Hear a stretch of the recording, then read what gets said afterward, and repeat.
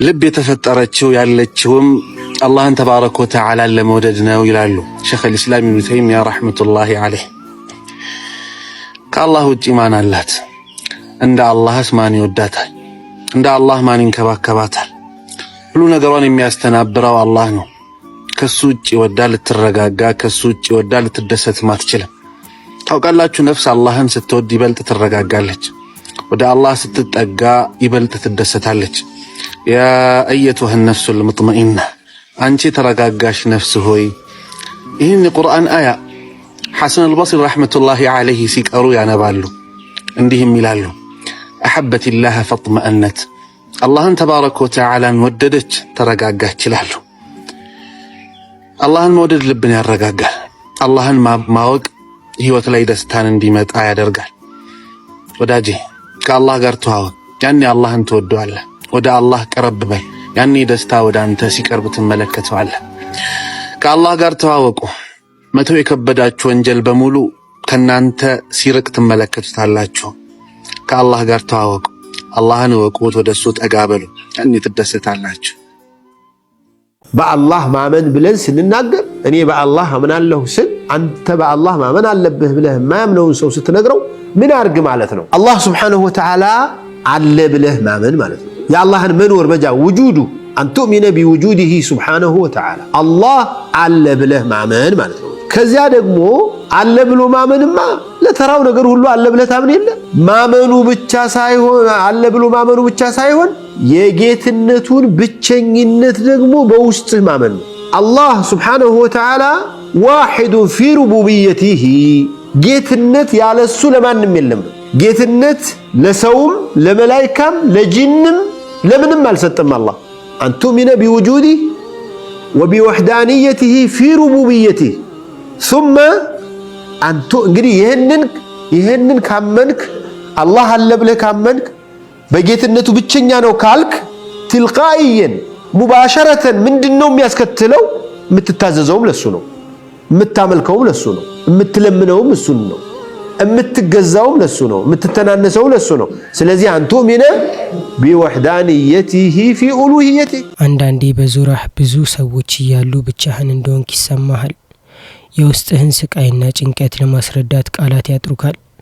ለሰዎች ብትናገርም አይዞህ ከሚል ባዶ ቃል ባለፈ ስሜትህን የሚጋራልህ የልብህን ስብራት የሚጠግንልህ የምታጣ ይመስልሃል። በዚህ ሰዓት አንድ ትልቅ እውነት አስታውስ። ሰዎች ባይረዱህም የፈጠረህ አላህ ሱብሓነሁ ወተዓላ ግን በሚገባ ይረዳሃል። አንደኛ አላህ ካንተ ጋር ነው። ሰዎች የአንደበትህን ቃል ብቻ ነው የሚሰሙት። አላህ ግን የልብህን ትርታና ያልተነፈስከውን እህታህን ይሰማል። አላህ ሱብሓነሁ ወተዓላ በቁርአኑ እንዲህ ይላል፣ እኛም ከደም ስር ይልቅ ለሱ ቅርብ ነን። ማንም በሌለበት በጨለማ ክፍል ውስጥ ሆነህ የምታፈሰው እያንዳንዱ ጠብታ እንባ በአላህ ዘንድ ዋጋ አለው። እሱ ዝምታህን እንደ ጩኸት፣ እንባህን ደግሞ እንደ ዱዓ ይሰማዋል። አላህ አለኝ እንላለን አይደል? አንዳንድ በጣም ሲጨንቅህ አላህ አለኝ። ተመልከት፣ ሰማይና ምድር አጠቃላይ ምድር ውስጥ እየተከናወነ ያለ ነገር በሙሉ በሱ እጅ በሆነ ጌታ ላይ ነው አንተ ውክልናህን የሰጠው። ከሱ ውጭ ምንም አምላክ የሌለበት የምስራቅም የምዕራብም ጌታ አስተባባሪ የሆነ ጌታ ነው አላህ ሱብሓነሁ ወተዓላ። እሱን ወኪል አድርገህ ያዘው። ወተወከል ደግሞ የምትመካበት ጌታ አሸናፊ ነው፣ አዛኝ ነው። አሸናፊ አዛኝ። እሱን ተመክተህ ሽንፈትን አታስብም። እሱን ተመክተህ የነገሮች መበላሸትን አታስብም። ረሂም የሆነ ጌታ ነው። ውጥጥር ብሎብህ ሊሆን ይችላል፣ መሄጃ አጥተህ ሊሆን ይችላል። ወደ እሱ ስትመካ ግን የእሱን እዝነት ታገኛለህ። ተጨንቀህ እኮ ነው። በዛ አይነት ሁኔታ ውስጥ ሆነህ ያለህበትን ሁኔታ የሚያጌታ ነው አላህ ሱብሓነሁ ወተዓላ። ምናልባት አላህ ተባረከ ወተዓላ ምኞትህን እያስተካከለልህ ቢሆንስ? የምትደጋግማቸውን ዱዓዎች አላህ ያውቃቸዋል። የተወከውን የረሳኸውን ዱዓ አላህ ግን አልረሳውም። የምትጠብቀውን ህልም አላህ ተባረከ ወተዓላ ያውቀዋል። ልብህ እንደተሰበረ አላህ ያውቃል። የቱ ጋር እንደተሰበረም አላህ ተመልክቷል። አላህ ይጠግናል። የውስጥህን ህመም አላህ ተባረከ ወተዓላ ያውቃል። አላህም ያሽራል። ወየሽፊ ሱዱረ ቀውሚን ሙእሚኒን። የምእመናንን ልብ አላህ ተባረከ ወተዓላ ያሽራል ይጠግናል ይላል። ወዳጄ አላህ ትዕግስትህን ተመልክቷል፣ ጥንካሬህንም አላህ አይቷል። አላህ ፍትሃዊ የሆነ ጌታ ነው ወዳጄ። ህመምህን አይቶ አያልፍህም። ፍላጎትህን ተመልክቶ ዝም አይልህም። ዱዓህንም ሰምቶ አላህ ሳይመልስልህ አይቀርም። ሁሉም የጊዜ ጉዳይ ነው እንጂ አላህ ሁሉንም ነገር ያደርግልሃል። ወዳጄ ታግሰህ ጠብቅ፣ በጌታ ላይ ተመካ፣ አላህን ተባረከ ወተዓላን እመነው። ወዳጄ አላህ ፍትሃዊ የሆነ ጌታ ነው። ይሰጥሃል፣ ያስደስትሃል። አላህ ያስደስታቸው። ፈተናው የጥንካሬህ መጀመሪያ ነው። ያለህበት ጭንቀት ጸላቂ አይደለም። አላህ እንዲህ ይላል፣ ከችግር ጋር በእርግጥ ምቾት አለ። አሁን የሚሰማህ የብቸኝነት ስሜትና ማንም አለመረዳቱ ነገ ለምትሆነው ትልቅ ሰው መገንቢያ ግብአት ነው። ነቢያትም ከማንም በላይ ተገፍተዋል፣ ተገለዋል፣ አልተረዷቸውም ነበር። ነገር ግን በአላህ ላይ ያላቸው ተወኩል ወይም መመካት ለድል አብቅቷቸዋል። ጭንቀት ዱንያ ይኖራል፣ ፈተና ይጠፋል። ዱንያ ጠንካራ ቆዳ ያላቸውን ሰዎች ትፈልጋለች። ከቀይ ከግራ ያልጠበቅከው ማዕበል ያናውጣ። ገንዘብ ይከስራል፣ ጠላት ይፈጠርብሃል፣ ጦርነት፣ ረሃብ፣ ርዛት፣ ከስራ መባረር፣ ከስልጣን መወገድ፣ ጤንነት ወደ በሽተኛ ትለወጣለህ። ልጆች ስርዓት ያጣሉ፣ ሚስት አትታዘዝም ወይ ባልሽ አይታዘዝሽም፣ አትግባቡም። ችግር ምድር ላይ ይኖራል። ሰበቡን አሟልተህ እጅህን ካነሳ አዛኙ ጌታ ቅርብ።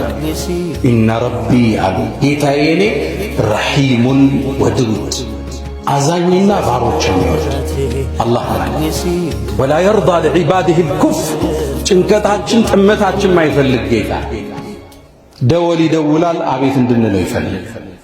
ፈተና ሲባል ችግር ብቻ አይደለም፣ ጸጋም ፈተና። ጸጋ ተሰጥቶ ታመሰግናለህ ነው ትታያል። ችግር ተሰጥቶ ትታገሳለህ፣ ትመዘናለህ። ዲን ማለት እሱ ነው። ዲን በአንድ አንቀጽ ሲቀመጥ ኢነ ፊ ዛሊከ ለአያቲን ሊኩሊ ሶባሪ ሸኩር። ስትህል አላህ ንገረው። ሰዎች ሰልችቷቸው ሊተውህ ይችላሉ። አላህ ግን ስትለምነው ደስ ይለዋል። በስጁድህ ላይ ሆነህ የፈለግከውን ያህል አልቅስ። የከበደህን ሁሉ ንገረው። ያ አላህ አንተ ታውቃለህ፣ እኔ ግን አላውቅም። አንተ ትችላለህ፣ እኔ ግን አልችልም። አንተ የልቤን ስብራት ጠግንልኝ በለው። ማንም ባይረዳህ፣ ማንም ባይሰማህና ማንም ባያጽናናህ አላህ እኔ ካንተ ጋር ነኝ ይልሃል። አንተ ብቻ ወደሱ ተመለስ። ትላንትም የጠበቀህ ዛሬም እየረዳህ ያለና ነገም የማይተውህ አላህ ብቻ ነው። ተስፋ አትቁረጥ። የሰዎች አለመረዳት የአላህን መቅረብ አያሳጣህም። ልብህን ለአላህ ስጥ፣ እሱ ደግሞ ሰላምን ይሰጥሃል። አላህ ለባሪያው በቂ አይደለምን? ሱረቱ ዙመር። ሐጅ ላይ 3 ሚሊዮን ህዝብ በተለያየ ቋንቋ የተለያየ አቤቱታ ሲያቀርብ አላህ ሁሉን ይሰማል፣ ያዳምጣል። አላህ ከሱም ይደበቅ የለም። ለእያንዳንዱ ሐጅ አላህ ምላሽ ይሰጣል። የሁሉ ነገር አዳማጭ አላህ። እናታችን አይሻ ረዲየላሁ ተዓላ ዐንሃ ስለ አላህ ኃያልነት ስትናገር አንዴ ትላለች፣ ኸውለት ብኑ ተዕለባህ የምትባል አንዲት ሴት ወደ ነቢዩ ዓለይሂ ሰላቱ ወሰላም መጣች። ወደ ነቢዩ ዓለይሂ ሰላቱ ወሰላም ቀርባ ባሏ ጋር ግጭት ተፈጥሮ ነው የባሏን በደል ልትናገር ለአላህ አቤቱታ ልታቀርብ መጣች። የአላህ መልእክተኛ አለቻቸው፣ እኔ ቤታችን ጠባብ ነው አዳምጣት ነበር ትላለች እናታችን አይሻ። ግማሹ ንግግሩ አይሰማኝም፣ ከፈለውን ግን አዳምጠው ነበር። የአላህ መልእክተኛ አውስ ኢብኑ ሳሚት የዑባደቱ ኢብኑ ሳሚት ወንድም ነው ባሏ። እሱም በሆነ ነገር ተጋጩና አንቺ እንደናቴ ጀርባ ሆኝብኝ አላት። እንደናቴ ነሽ ፈስጨሻለሁ ማለት የአላህ መልእክተኛ እንዴት እንዲህ ይለኛል? ልጆችን ወልጀለት ወጣትነቴን ሰጥቸው በደለኝ እኮ ተፈታሽ እያለኝ ነው አሏት። ነቢዩም ዓለይሂ ሰላቱ ወሰላም ፈትዋ ሰጡ። እኔ ሳይሽ ከሱ ተከልክለሻል ፈቶሻል አሏት። እንዴት ይፈታኛል? ይሄን ሁሉ መስዋዕት ከፍዬ ለትዳሬ አላህ ወይ ለአንተ አቤቱታዬን አቀርባለሁ ትላለች እያወራች። ይሄን እያለች ከነቢዩ ጋር ክርክር ይዛ አላህ ወዲያውን ጅብሪልን ላከ ወደ ነቢዩ ዓለይሂ ሰላቱ ወሰላም። አቤቱታዋን እንዳዳመጠ የባሏን በደል ኮንኖ አላህ ቁርአን አወረደ። ቀድ ሰሚዐ አላህ ቀውለለቲ ቱጃዲሉከ ፊ ዘውጂሃ ያቺ በባሏ ጉዳይ ካንተ ጋር የተከራከረችውን ወተሽተኪ ኢለላህ ወደ አላህ አቤቱታ ያቀረበችውን የባሪያውን ድምጽ አላህ ሰምቷል። በቁርአን ወረደ። እያንዳንዱን ሹክሹክታ አላህ ይሰማል። ጥቁር አጉንዳል በለስላሳ የወንዝ ድንጋይ ስትራመድ ኮቴዋን ያያል። አላህ ይሰማታል፣ ይመለከታል። በቃ አላህ አጋዥህ ነው። አላህ ረዳትህ ነው። አንተ ለምን ምድርን ብቻህን ትሸከማለህ? አላህ ያለ አላህ በቃ አላህ አጋዥህ ነው። አላህ ረዳትህ ነው። ለምን ትሸከማለህ? መከራ ለምን ትሸከማለህ? ስጠው ለሱ ወፈውዱ አምሪ ኢለላህ ጉዳይን ወደ አላህ አስጠግቻለሁ። ኢነሁ በሲሩን ቢልዒባድ አላህ ሱብሓነሁ ወተዓላ እኔም በተናገርኩት እናንተም በሰማችሁት የምንጠቀም ሰዎች አድርገን። እዚህ ቻናል ላይ የምንለቃቸው ቪዲዮዎች ከተመቻችሁ የቴሌግራም ኮሚኒቲ እንዲሁም ሁለተኛ ቻናል አለን።